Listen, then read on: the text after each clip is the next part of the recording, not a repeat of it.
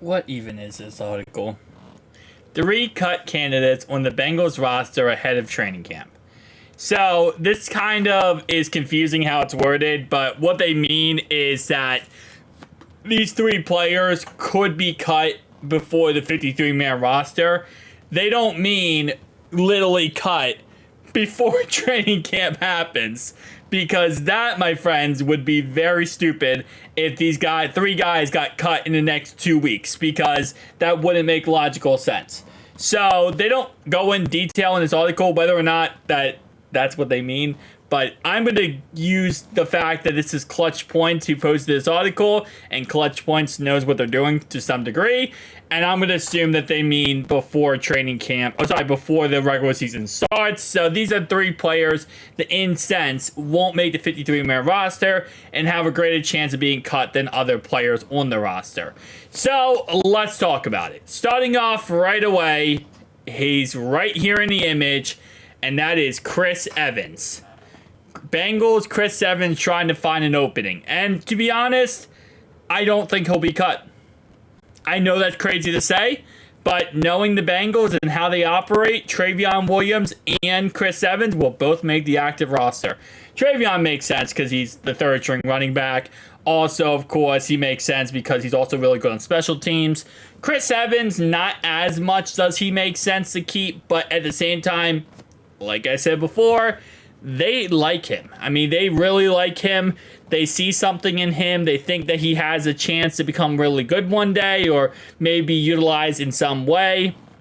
He knows the system. He was a 6th-round draft pick for the Bengals in 2021, and he always makes the active roster. Seems like we always carry 4 running backs for that said reason.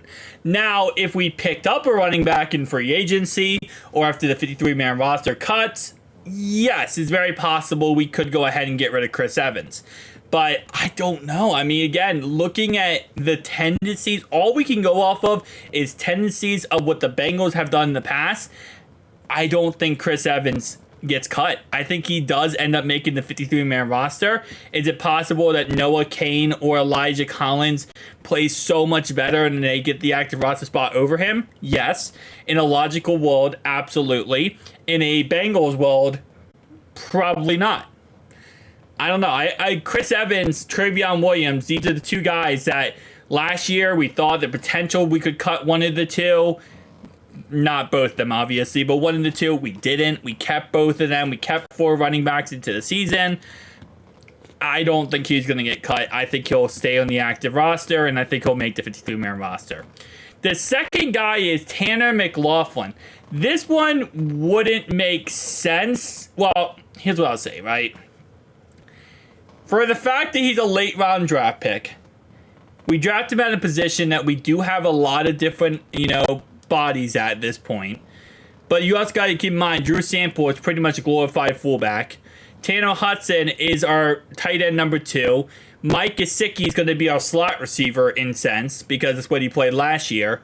So in reality, we really have Tanner Hudson, Eric All, and Tanner McLachlan, and Cam Grandy. These are our starting tight ends.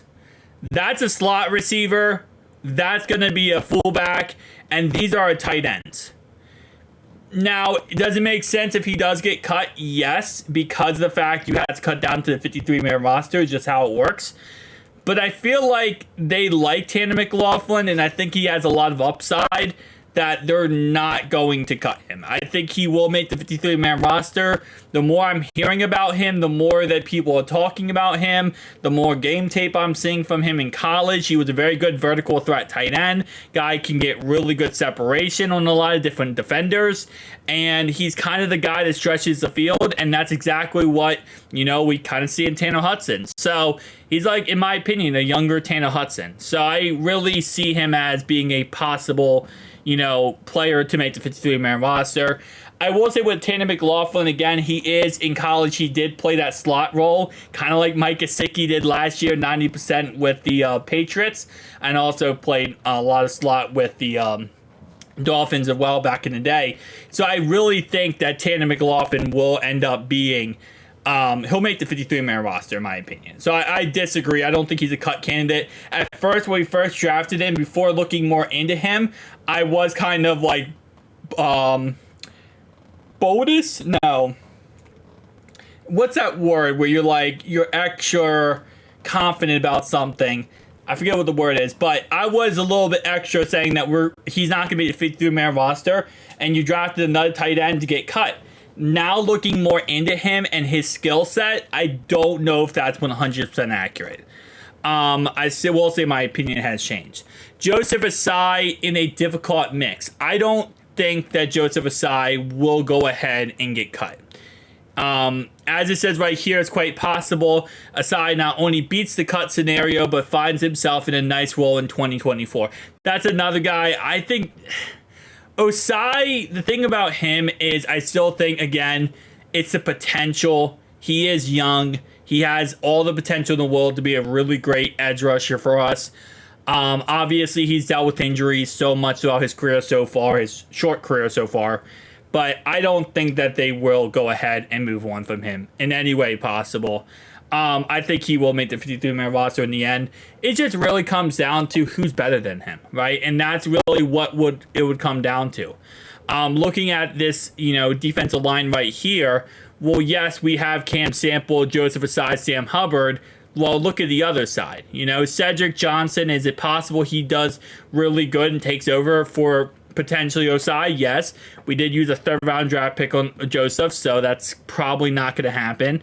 Justin Bazlik isn't going to take over for him, so it really isn't about, how good the player is sometimes. Sometimes it is, but a lot of times it's not about how good the player is.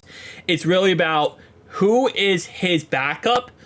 Does that backup have more potential? Is that backup better than him? Does that backup give us more in return by cutting the starter?